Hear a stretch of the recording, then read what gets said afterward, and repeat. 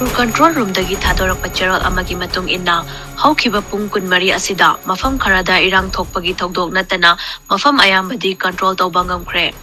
Security force singna Impal West, Impal East, Thaubal, Kakching, Churchanpur, Kangpokpi amadi Bisnupur area na chingba district singda thiba humma chathabada Churchanpur district ta ain kaina saza lamba bunker ama thugaibalga loinana magazine yauba SMG ama magazine yauba pistol ama 36 HE hand grenade mari ga loinana detonator ani Chinese hand grenade mari tear gas ama stun grenade ama tube launching ama, live 84mm illumination cell ama, pistol ama, shotgun cell mari amadi, bore cartridge 12 Impal West District tagi fagat pangamki.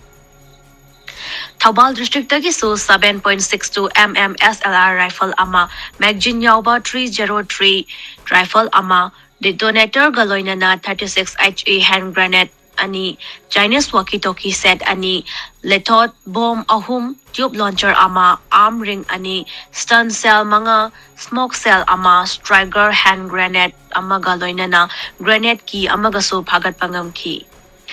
Khavam Langkai Bazar dagi miyoi ama 32 pistol ama galoinana mobile handset amasung camouflage bag ama galoinana Manipur police na ngasi phagat ki Faruraba miyoi ama ngasi Manipur police na kanbaga loinana afabada chena ba miyoi sing adusu fagat pangamki. Makoidagi magazine yauba gatak rifle ama magazine yauba AK-47 rifle ama magazine yauba 32 pistol ama mobile handset taragahumdoi samurai ama galoinana car ani ama gaso fagat pangamki. National Highway 37 the gari Chamaga Nifutaret Amadi, National Highway 2 da Gari Chaniga Humpu Manga na nong madachang bapolam sing apan bayaw da na security force ki Jaksal Taurangi Makada chatok sa sinyahan ki. Maruoy ba mafam sing dasu akan ba security force sing thamduna pochay puba gari sing da thokhaning da ba thokdok thok da na ba security force sing na ngak seli. Amadi Manipur Police Control Room na Miyamda tonga amasung aranba video sing thaza biganu haina haijari.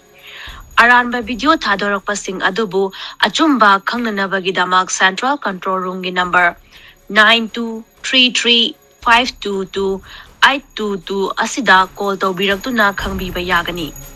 Loinana lut tawkhiba khulai sing adu athuba matamda anakpa police station amada natraga security force ki miyoi amada sinabinaba haijari.